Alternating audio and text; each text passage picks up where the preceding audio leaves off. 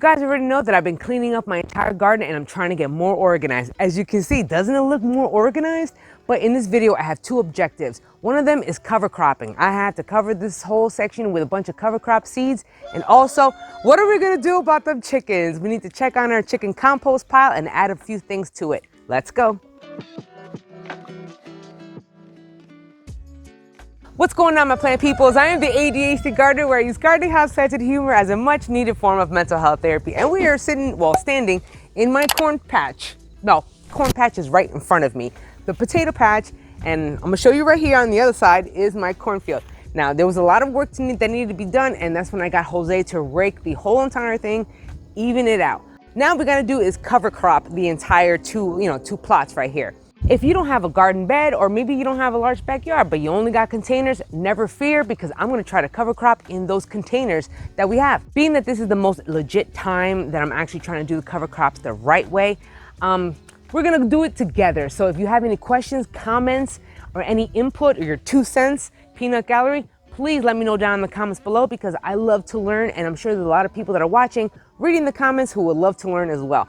I have a local farm store near me in Bangor, Pennsylvania that has the best store. So I wound up buying winter rye. I chose winter rye as a cover crop just for the beginners. That would be an ideal thing to start with. One, winter rye will grow through the wintertime. Well, not exactly grow through the wintertime, but it won't die throughout the winter. I really do watch no-till growers. I will drop his link down in the description. He is very knowledgeable about cover cropping, and I learned a lot of the stuff that I'm gonna incorporate here from his videos. I did notice that he was using that rake to kind of make little indentations in the soil with the little rake needles. What that is going to do is open up a little bit of the soil area so we can deposit those seeds. And then using this board, we're going to step on it and really push those seeds down into the ground. And I thought that was a great idea. What I'm going to be doing right now is broadcasting. Now, you can use a machine to broadcast your seeds, but that just basically means spreading them all over the place. I'm going to be spreading these seeds little bits at a time and then going over it with the board and stepping right on it. I did watch in another video saying that if you plant these winter rye way too close, they're not going to get as big, which I don't know if that means that it's not going to offer enough nutrients or not. Let me know down in the comments below, what do you think?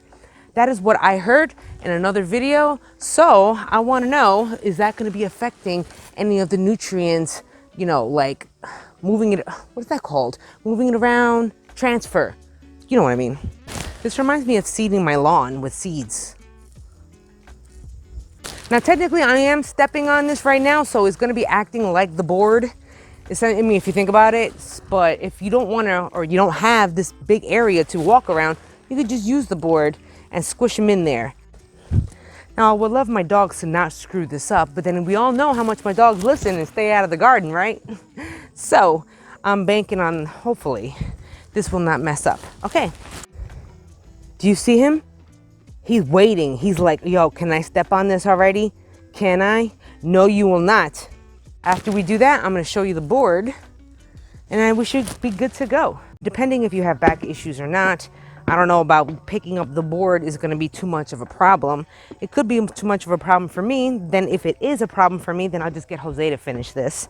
Or I could just walk around and step all up on the seeds. So you do what you can, all right? To be honest, I think stepping on it myself kind of actually works better. Besides, it'll save me some back time. So we're going to ditch this. So now literally I'm just stepping everywhere. I really want to dig those seeds into the soil. I have not seen in any cover crop videos where they dig up the ground. When it comes to larger patches like this, if you cannot, have the physical capabilities of doing it, then what's going to happen is that, hey, you're going to have to till something at some point. But that means if you're tilling, you have to replace the nutrients, the microbes, and everything in the soil, because you are disturbing it. So there's a lot of extra work that has to go into tilled soil.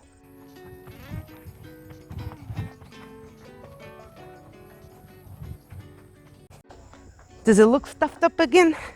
Does it look ready? Did I smush every place? I mean, I'm no skinny mini, so I'm saying that, I'm no skinny mini. I got a little meat up in here, so I know that my weight is gonna be doing some good for this in place of the board, right? It's just a little extra work. But I have the energy. I have the energy for it though, don't I? A little slow, but it's okay. I gotta say, my biggest concern was those birds. If anyone knows and history tells me right, then I know that those birds are gonna be eyeballing the mess out of those seeds. So my idea in the future was to cover it, but I don't know if it was gonna germinate enough. So what would you do? I'm basically trying to give my seeds a chance, a germinating chance. And on top of that, I need to do something with this, cover this or something, because of the birds that may be eating a lot of these winter rye seeds. I didn't even think about that. So I don't even know if that's going to be a problem. All I got to do is figure out how in the world am I going to be like working on covering this. Oh, you see the chickens? I'm debating whether or not I want to cover the soil just to ensure germination because of those stupid birds that are just always eating my seeds. What would you do? Not everyone has garden beds like that. Maybe you're only growing from containers. So what I'm going to do is put some of these winter rye in these containers and see what happens with this. Containers have an advantage because it's so small where you can just cover the soil right on top, so that wouldn't necessarily be a problem at all. Containers going to be a lot easier to really get these seeds into the soil. It's a lot more manageable. Imagine trying to do this all up in like 13 by 13 feet of like potato patch space. Duh, it's going to be hard. So we're just going to push them all down. When in doubt, you could always add some mulch on top of this, maybe some seeds or anything, because you never know if the birds are going to be coming after you or not. Who knows? Chickens! Chickens! Come on! Come on, chickens! Let's go! Let's go! Yay! Let's dig and see what we get so far. What does it look like? Now, I have not been turning anything, obviously, because I can't. So what does it look like down here? We're getting there. Look at that. Oh, man, a jalapeno. I could have grabbed that. All right, let's keep looking. They got a bunch of, like, grass clippings right here. We dig further down. Ooh, we're getting there. Look at that. This is going to take us still a long, long time. But I noticed that the chickens are in here longer the more I get this. We are in this greenhouse and I have tons of stuff and goodies for the chickens.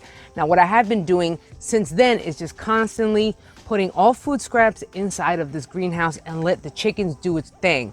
Another thing that me and Jose did was cover this with the greenhouse plastic. I covered this for the wintertime because I plan on letting all the chickens chill inside of here for most of the wintertime, because there's going to be some microbial activity and hopefully a lot of worms and goodies for them to be, scrounging around at. So, but for now, I gotta dump all of these food scraps and all these grass clippings inside of here.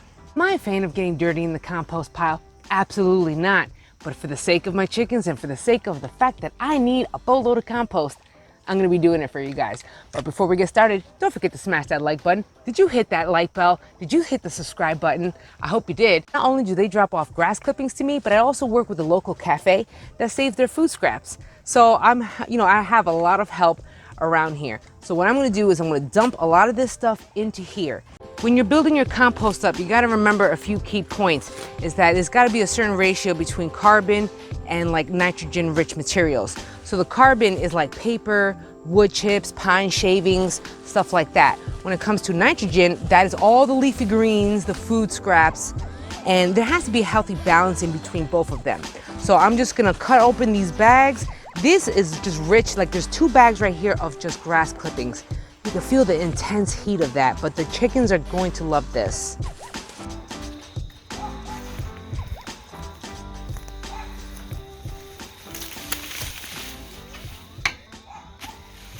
Wow, the chickens did a lot of work. I filled that earlier and they kind of scratched it around. We got little goodies here. There's more chickens, they just haven't showed up yet. Chicken, 1. Freddy. Okay, in. And you went the wrong way. You went the wrong way.